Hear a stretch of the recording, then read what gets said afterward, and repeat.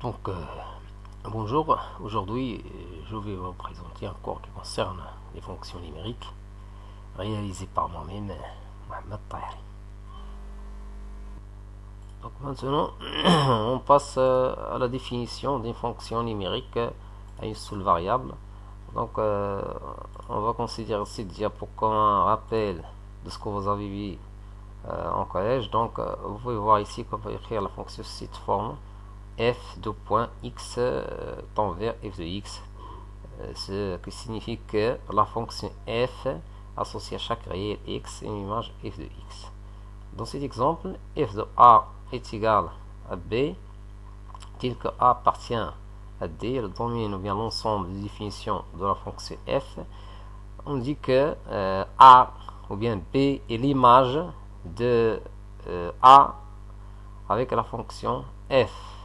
Ou bien le contraire, on dit que a est l'antécédent de b par la fonction f.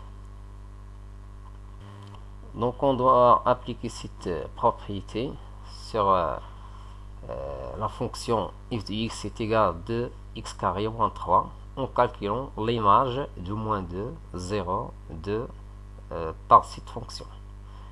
Donc pour calculer l'image de moins 2, on va remplacer x par moins 2, comme il est montré ici. F de moins 2 est égal à 2 fois moins 2 au carré. Ça veut dire qu'on a remplacé x carré par moins 2 au carré, ou bien on a remplacé x par moins 2. Donc tout calcul fait, on va avoir 5. Donc on dit que moins 2, ou bien 5 est l'image de moins 2, ou bien moins 2 est l'antécédent de 5 par la fonction f. Donc la même chose pour 0, on va calculer l'image de 0 et on va trouver que est égal à moins 3. Pour 2, on va calculer l'image de 2 et on va voir que l'image de 2 est égale à 5, ou bien l'antécédent de 5 est 2. Donc pour déterminer les antécédents des nombres 0, 5 et moins 4, s'il existe bien sûr. Pourquoi s'il existe? Parce que on peut avoir des nombres qui n'appartiennent pas au domaine de définition d'une fonction numérique à une seule variable. Donc on va déterminer l'antécédent de 0. Dans la première question, on a déterminé les images. Maintenant, on va faire le contraire. Donc on a f de x est égal à 2x carré moins 3. Donc pour déterminer l'antécédent de 0, on va poser 0, ou bien on va remplacer 0, remplacer f de x par 0. Donc 0 est égal à 2x carré moins 3. Maintenant on va essayer de chercher la valeur de x. Donc 0 est égal à 2x moins 3. 2x carré est égal à 3. Ça veut dire x carré est égal à 3. 3 sur 2. Et à la fin, on va trouver que x est égal à racine 3 sur 2, ou bien x est égal à moins racine 3 sur 2. Alors on dit que racine 3 sur 2 est l'antécédent du nombre 0. Maintenant, on va chercher l'antécédent de 5. Par la même méthode, donc on pose, ou bien on remplace 5, ou bien on remplace f de x par 5, puis on calcule. Donc 5 est égal à 2x carré moins 3. On va résoudre cette équation pour trouver la valeur de x. Donc on va avoir à la fin que x carré est égal à 4. Ça veut dire quoi? Ça veut dire que x est égal à 2, ou bien x est égal à moins 2. Et on dit que 2 ou bien moins 2 est l'antécédent de 5. Maintenant, on va déterminer l'antécédent de moins 4. On a f de x est égal à 2x carré moins 3. Toujours on travaille avec notre fonction. Ici, toujours l'application. Donc f de x est égal à 2x carré moins 3. On va essayer de résoudre l'équation. Et on va trouver à la fin que x carré est égal à moins 1 sur 2. Et cela n'existe pas bien sûr dans R. Pourquoi? Parce qu'un nombre positif ne peut jamais égal à un nombre négatif. Donc, alors, moins 4 n'a pas d'antécédent dans R.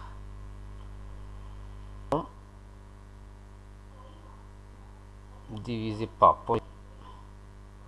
la technique de la détermination de son ensemble de définitions, il faut que P de x, il faut que Q de x soit différent de 0, tout simplement.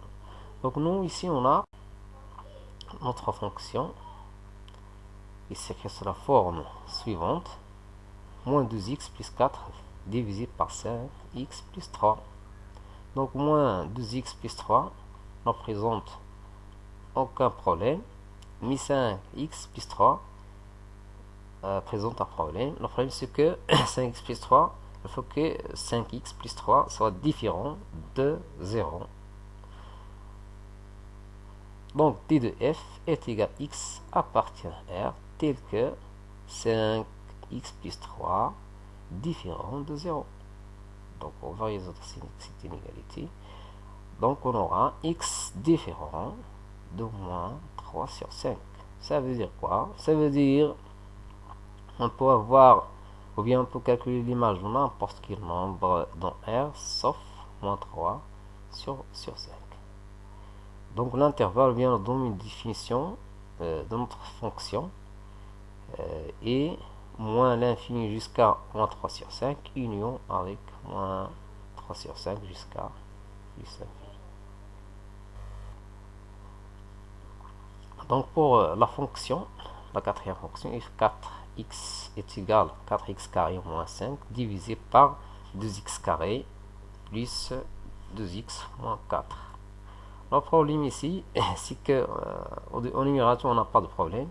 Mais le problème ici, c'est que cette fonction doit être supérieure strictement à 0. Pourquoi?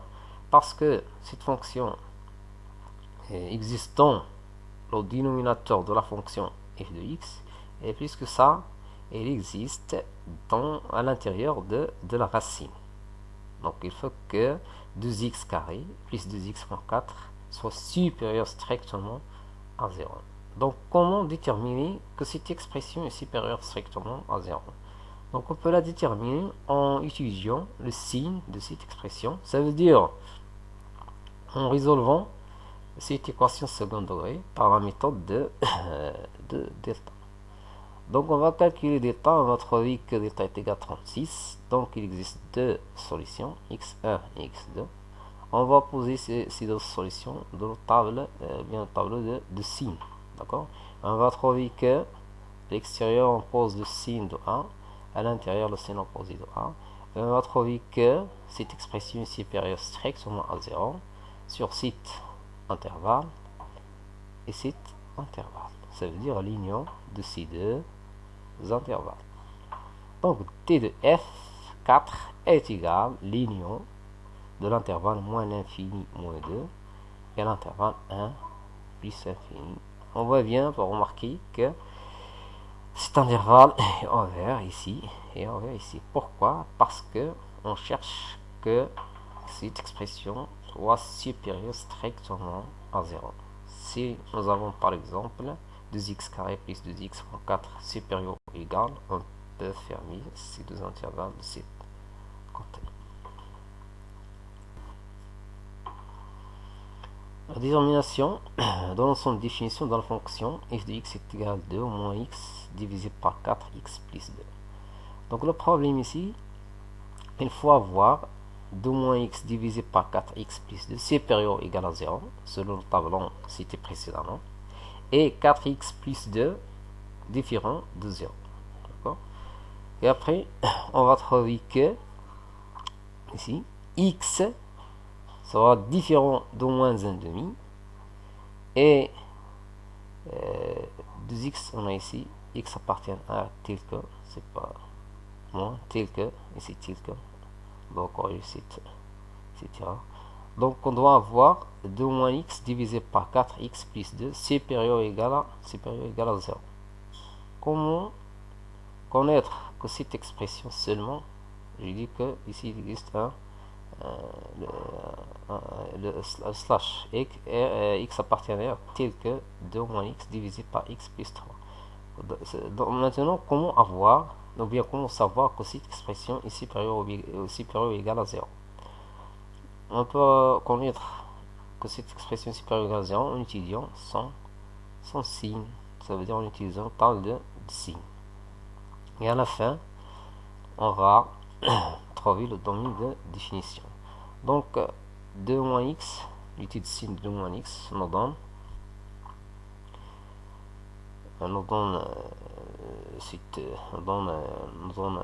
que 2 moins x est négative de 2 jusqu'à plus infini et positive de 2 jusqu'à moins l'infini. 4x plus 2, la même chose, positive dans cet intervalle et négative sur cet intervalle. À la fin, on va faire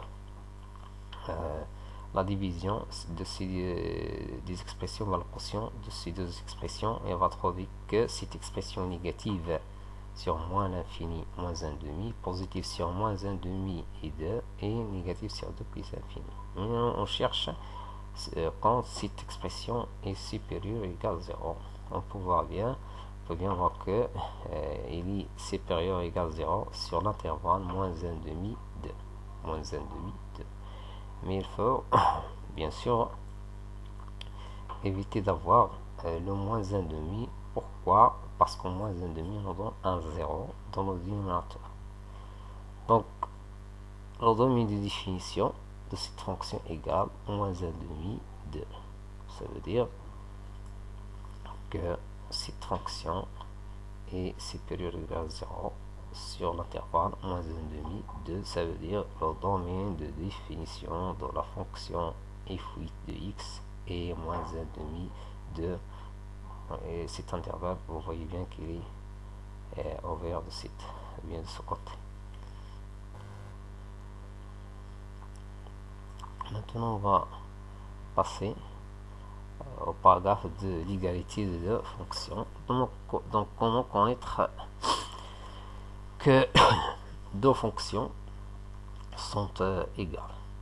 Alors, pour connaître que deux fonctions sont égales, lorsque f est égal à g, la fonction f égale à la fonction g, et quand le domaine de définition de la fonction f égale au domaine de la fonction g, ou bien en général, quand f et g ont le même domaine de définition. D'accord? Donc, exemple, on a cette fonction f de x est égal à racine x carré, et g de x est égal à la valeur absolue de x.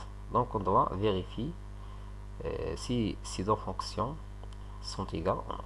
Donc, on doit en premier temps définir ou bien déterminer le domaine de définition de chaque fonction. On voit bien que le domaine de définition de la fonction f est R. Pourquoi? Parce que pour n'importe quel nombre, toujours x carré est positif. D'accord? Et la fonction g de x, son domaine de définition est R. Donc, on voit bien que f de x et g de x possèdent le même domaine de définition. On doit maintenant vérifier que f de x est égal à g de x. On a f de x est égal à racine x carré. Ça veut dire quoi? Ça veut dire que f de x est égal à la valeur absolue de x. Si on évite la racine, x garde la valeur absolue. Donc g de x est égal à la valeur absolue de x. Alors f de x est égal à g de x. Et à la fin, on peut conclure que f est égal à g.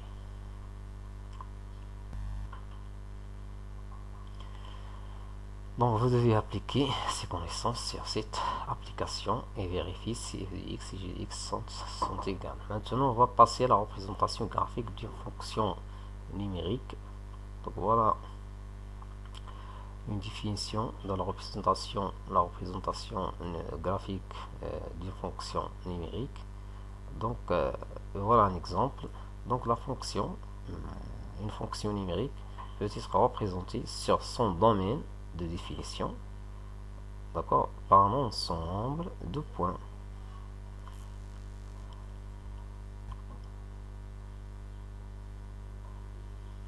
Donc ici, pour déterminer l'intersection ou bien les points d'intersection de la courbe ci de f avec l'axe des abscisses, l'intersection de la courbe ci de f avec l'axe des abscisses, on va résoudre l'équation f de x est égal à 0. lorsqu'on trace la courbe de la fonction f de x, il y a des questions qui demandent de trouver l'intersection de la courbe C de f et l'axe des abscisses. Comment déterminer les points d'intersection de la courbe C de f et l'axe des abscisses? C'est tout simplement en résolvant cette équation f de x est égal à 0. D'accord? Et le point d'intersection de la courbe C de f et l'axe des ordonnées est donné par exemple à 0, f de 0, ou bien en général à x0, f de x0.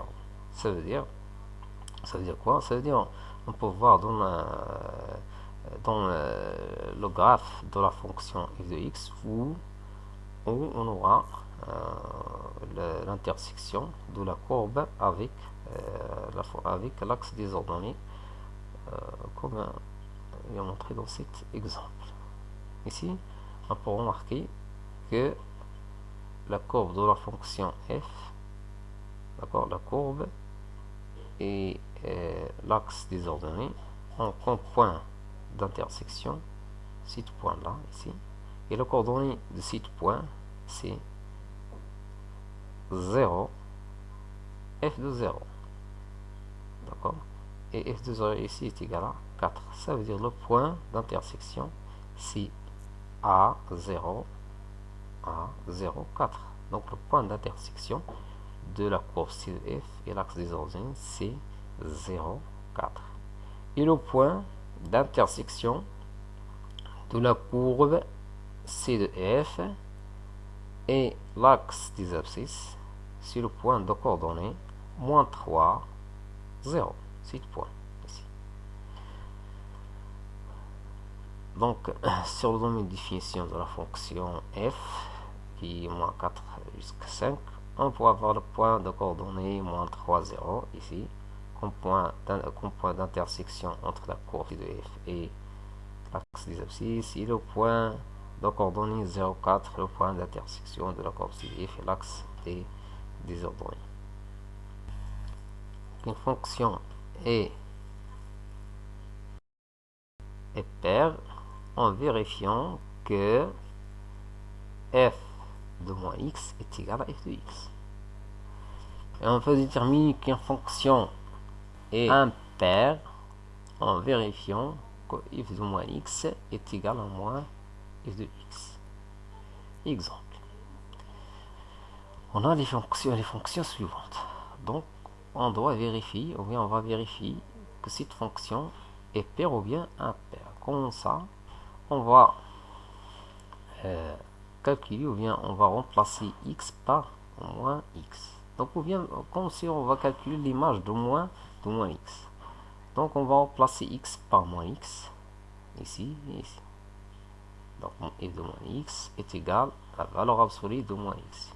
On sait bien que la valeur absolue de moins x est égal à la valeur absolue de x, donc est égal à f de x. Donc à la fin on a f de moins x est égal à f de x, et cela correspond à la définition de la fonction paire. Donc on peut conclure et dire que f est une fonction paire. Pourquoi? Parce que tout simplement on a vérifié que f de moins x est égal à f de x. Maintenant on passe au deuxième exemple. F de x est égal à x au cube plus x. Donc pour vérifier que cette fonction est paire ou bien impaire, on doit remplacer x par moins x. Donc f de moins x est égal à moins x au cube moins x. On va factoriser par le signe moins. On va avoir x au cube plus x. Et cette expression correspond à la fonction f de x. Donc on aura à la fin moins f de x. Ça veut dire quoi? Ça veut dire f de moins x est égal à moins f de x. Et cela correspond à la définition de la fonction impaire. D'accord? Donc lorsqu'on a f de moins x est égal à moins f de x, on peut conclure et dire que la fonction f est impaire. Pour le dernier exemple, Donc f de x est égal à sinus x ou bien sin x. Donc on va calculer f de moins x est égal à sin moins x. Et le sin moins x, on a déjà vu ça, le sin moins x est égal à moins sin x est égal à moins f de x. Pourquoi? Parce que le sin x est égal à f de x. Donc on a trouvé que f de moins x est égal à moins f de x. Et cela correspond à la définition de la fonction impaire. Donc on veut dire que la fonction f de x est impaire. Ça veut dire que la fonction sin x est une fonction impaire. Donc voilà un exercice qu'on va le corriger à la fin de ce cours. Donc maintenant on va aux variations d'une fonction numérique. Comment déterminer qu'une fonction numérique est croissante ou bien strictement croissante ou bien strictement décroissante. Donc pour déterminer qu'une fonction f est strictement croissante selon son ensemble de définitions, par exemple pour a et b appartient à un intervalle i qui est inclus dans le domaine de définition de la fonction f. Donc pour tout réel a inférieur à b, on doit vérifier que f de a est inférieur à f de b. Si on a trouvé que pour a inférieur à b, f de a est inférieur à f de b, on dit que la fonction f est strictement croissante. Et si on a a est inférieur à b, et on a à la fin on a trouvé que f de a est inférieur ou égal à f de b, on dit que la fonction f est croissante. Donc je répète, si on a a est inférieur à b, et on a trouvé que f de a est inférieur à f de b, on dit que f est strictement croissante. Pourquoi? Parce que f de a est strictement inférieur à f de b.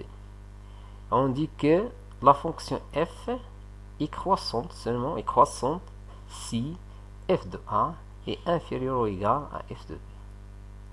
Maintenant on va passer, si on a a est inférieur strictement à b, et on a trouvé le contraire, f de a est strictement supérieur à f de b. Donc on a commencé par a inférieur strictement à b, et on a trouvé que f de a est supérieur strictement à f de b. On a trouvé le contraire. Donc on dit que la fonction f est strictement décroissante.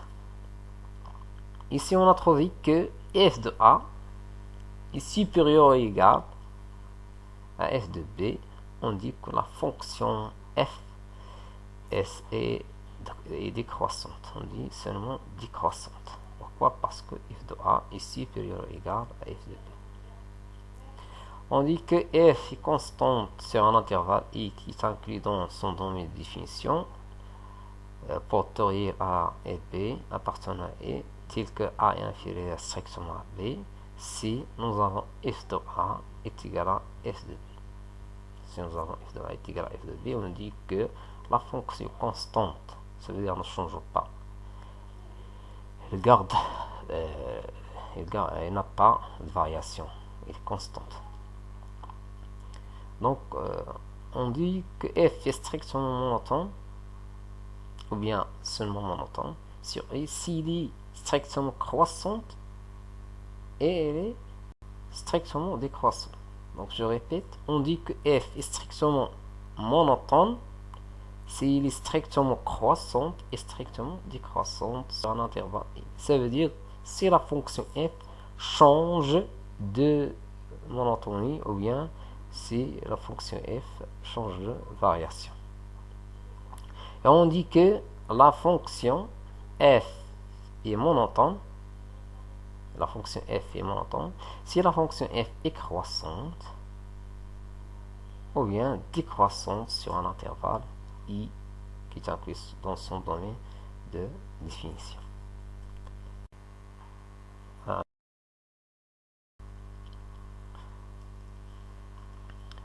Donc application, considérons la fonction f définie sur R par f de x est égal à 2x carré plus 3.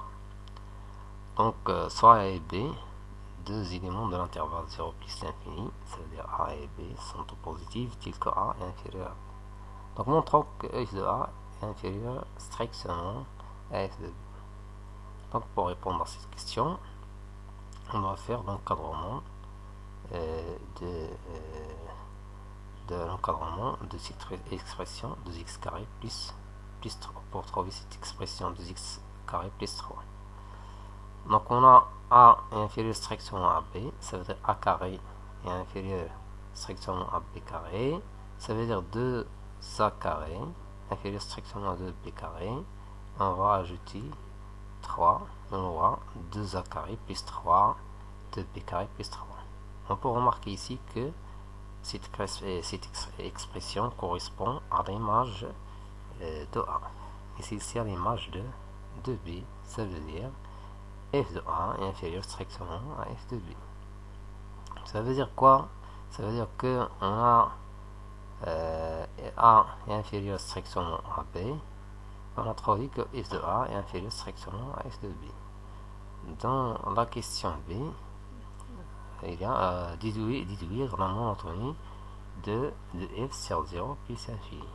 Donc pour répondre à cette question, on dit que puisque A, ou bien on a A est inférieur strictement à B, et f de A est inférieur strictement à f de B, selon la propriété bien la définition précédente, la fonction f est strictement croissante sur l'intervalle 0 plus infini. Maintenant, on va étudier la monotonie de f sur l'intervalle moins l'infini 0. Donc on a étudié ici la monotonie de f sur 0 plus infini. On a trouvé que f est strictement croissante sur 0 plus infini. Pour la deuxième question, on va étudier la monotonie de f sur l'intervalle moins l'infini 0. Donc pour faire ça,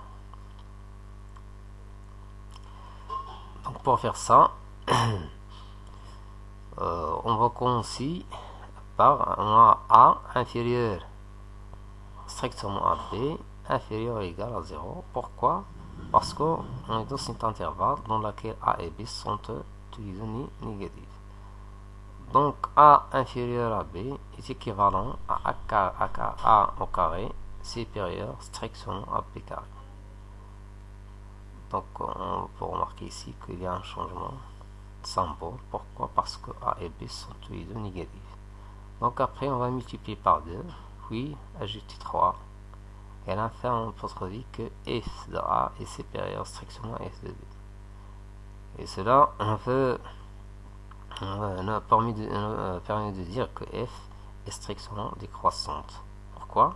Parce qu'on a commencé par A inférieur strictement à B, et on a trouvé que f de A est supérieur strictement à f de B. Ça veut dire on a changé, ou bien le symbole est changé.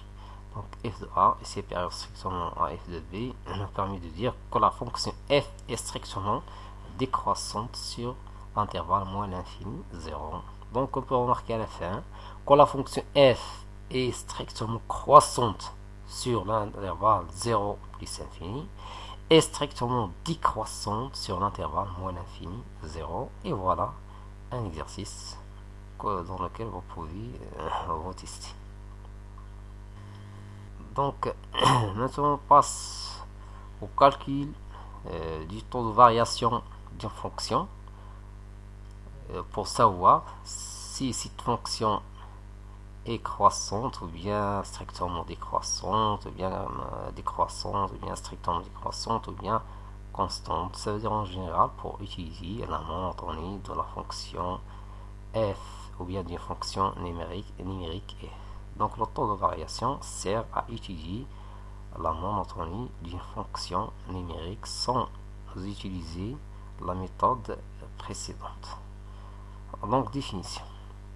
Le taux de variation s'écrit sous la formule suivante: t est égal à f de b moins f de a divisé par b moins a. Donc a et b appartient au domaine de définition de la fonction f. Si on utilise ce taux de variation pour dire que la fonction f, ou bien pour étudier la monotonie de la fonction f selon les cas suivants.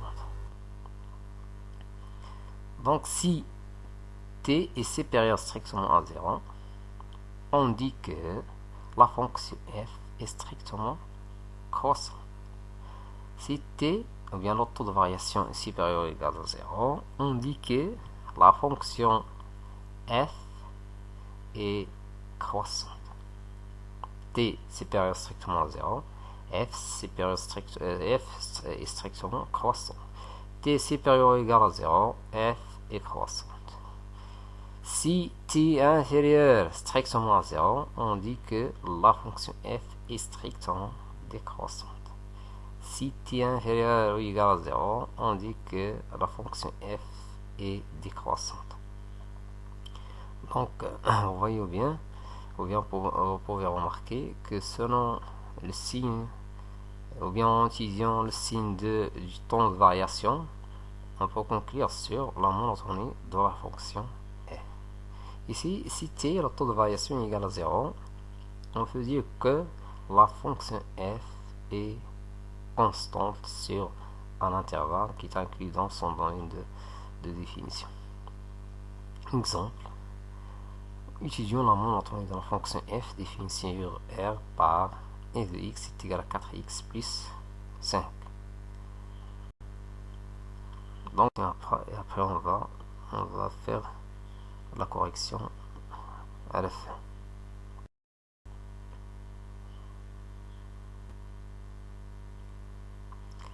Donc la monotonie est la parité d'une fonction numérique.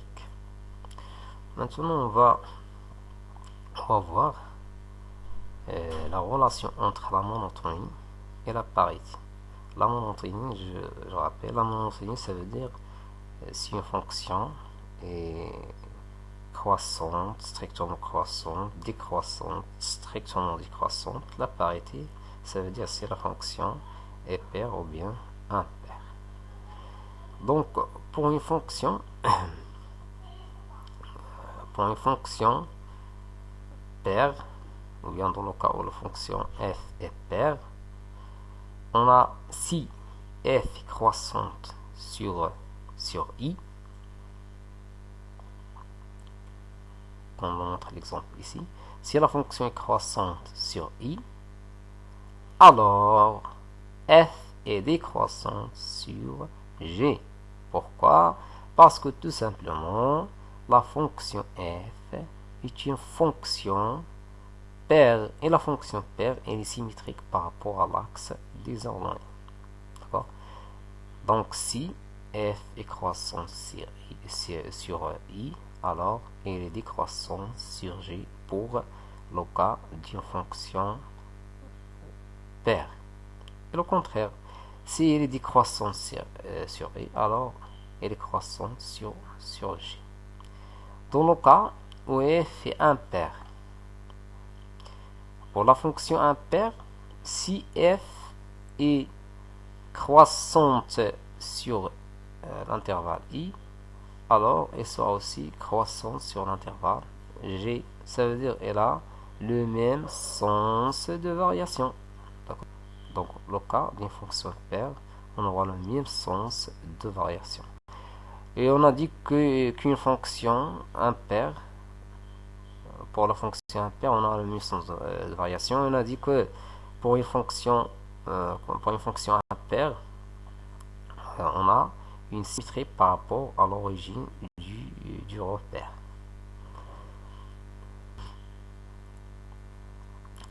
Donc, exemple d'un tableau de variation d'une fonction paire, on appelle ce tableau le tableau de variation, dans lequel on peut voir les variations de la fonction f. Par exemple, f de x ici, il est décroissant sur l'intervalle g, de 0 jusqu'à moins l'infini par exemple, et strictement croissant sur l'intervalle i, de 0 jusqu'à plus l'infini.